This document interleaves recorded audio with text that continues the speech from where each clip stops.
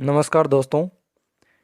पिछले वीडियो में हमने दीर्घ स्वर संधि के बारे में पढ़ा था, जहाँ अक अर्थात ए ई उ री के बाद समान स्वर होने पर वहाँ पर दीर्घ स्वर संधि होती है, वहाँ पर दीर्घ एकादेश होता है। आज हम बात करते हैं यण स्वर संधि की। उससे पहले यदि आप हमारे चैनल पर नए हैं तो हमारे चैनल को सब्सक्राइब करें और वीडियोज़ को लाइक करें। तो चलिए शुरू करते हैं आज का टॉपिक, यण स्वर संधि। यण स्वर संधि, इसका सूत्र है दोस्तों इको यणची। इको यणची, इक है यण अची। इक का अर्थ होता है, यहाँ पे षष्ठी विभक्ति है इक शब्द में, तो इक है हो गया। इक का अर्थ हो गया ई उ री लृ। उसके बाद में है यण। यण अर्थात ये व रे ल।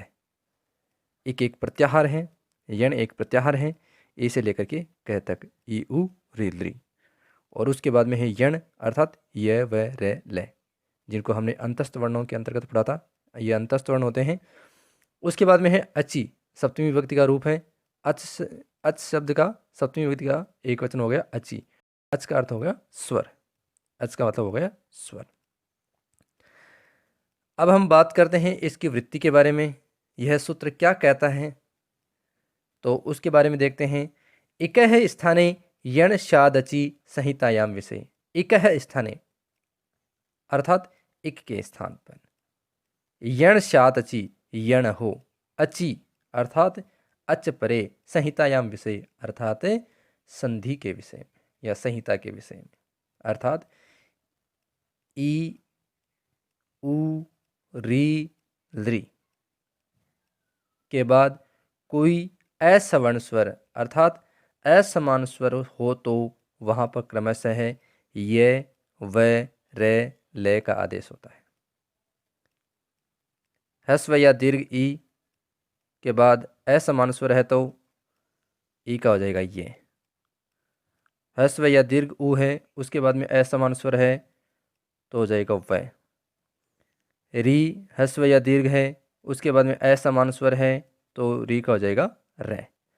लृ, उसके बाद कोई असमान स्वर है तो लृ का हो जाएगा ले। तो दोस्तों पिछली बार जैसे हमने किया था, पूर्व और पर दोनों के स्थान पे आदेश किया था, वो एकादेश यहाँ पे नहीं होता है। यहाँ पे केवल और केवल पूर्व वर्ण के स्थान पे ही आदेश होता है। जैसे यहाँ लिखा हुआ है सुधी प्लस उपास्य है। सुधी प्लस उपास्य है, तो जो सुधी जो शब्द है उसका अंतिम वर्ण है हमारे पास में दीर्घ इकार। तो दीर्घ इकार है, उसके बाद में है उ। तो उ है जो असमान स्वर है, क्योंकि ई के बाद में ई नहीं होना चाहिए। ई के बाद में ई नहीं है, ई के बाद में हमारे पास में उ है, तो हमें करना है ई के स्थान पे ये, ई के स्थान पे ये। तो शुद्ध ये उपास्य है। अब इनको मिला दीजिए तो ये बन जाएगा शुद्ध्युपास्य है। शुद्ध्युपास्य है, तो इस प्रकार से ई के स्थान पे हो गया ये। उसके बाद में बात करते हैं उ के स्थान पे क्या करना है, तो मधु प्लस अरिहि। मधु प्लस अरिहि, यहाँ पे मधु जो शब्द है उसका अंतिम वर्ण है उ, और उसके बाद में है ए जो असमान स्वर है। उ के बाद में उ नहीं है, उ के बाद में ए है जो असमान स्वर है, तो उ के स्थान पे आपको करना है व। उ के स्थान पे कर दिया व, तो ध अपने आप ही आधा हो गया, हलंत हो गया। और उसके बाद में है अरिहि, उसके बाद में है अरिहि, तो इनको मिलाएंगे तो ये बन जाएगा मध्वरिहि। फिर है मातृ प्लस आज्ञा। मातृ प्लस आज्ञा, ये त्रि में ऋकार है और उसके बाद में आ असमान स्वर है, तो यहाँ पे आपको री के स्थान पे करना है रे। कर दिया रे, तो यहाँ पे हो गया मात रे आज्ञा, तो ये बन जाएगा त रे और आ, ये तीनों मिलके बन जाएंगे त्रा। त रे आ बराबर त्रा, तो ये बन जाएगा मात्राज्ञा। दोस्तों संयुक्त अक्षरों में हमने देखा है कि क, मूर्धन्य स और ए, इन तीनों के योग से बनता है क्ष। त, र और ए, इन तीनों के योग से त्रय। ज, य, और ए, इन तीनों के योग से गे। तो इस प्रकार से यहाँ पे तय रे और आ, तो इन तीनों के योग से बन जाएगा त्रा, तो ये हो गया मात्राज्ञ। उसके बाद में है लृ प्लस आकृति ही, लृ प्लस आकृति ही।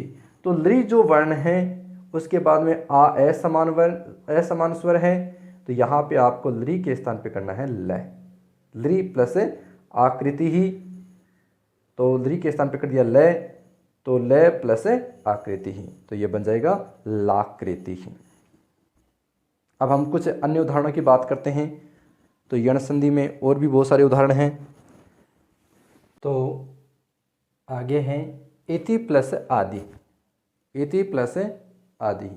तो यहाँ पे हम संधि करेंगे तो ई के स्थान पे हो जाएगा ये, तो तय हो गया आधा। तो इस प्रकार से ये में मिल जाएगा आ, तो ये बन जाएगा इत्यादि। सु प्लस आगतम, सु प्लस आगतम, यहाँ ऊ है, ऊ का हमने कर दिया वै, तो ये बन जाएगा स्वागतम। फिर है पितृ प्लस आदेश है, तो यहाँ पे री जो है उसका हम कर देंगे रे, तो तय रे आ, ये तीनों मिलके बन जाएंगे त्रा, तो ये हो जाएगा पित्रादेश है। फिर है लृ प्लस अनुबंध है, तो लृ के स्थान पे हो जाएगा लय, तो ये हो जाएगा लनुबंध है। तो दोस्तों अब कुछ अभ्यास कार्य आपको बताया जा रहा है जिसे आप हल करें। तो जैसे सरस्वती प्लस अवतार है, सरस्वती प्लस अवतार है। उसके बाद है एतेषु प्लस अपि, भ्रातृ प्लस उपदेश है, लृ प्लस आकार है। आप इनको वीडियो को यहीं पे रोक कर एक बार इनको हल करें।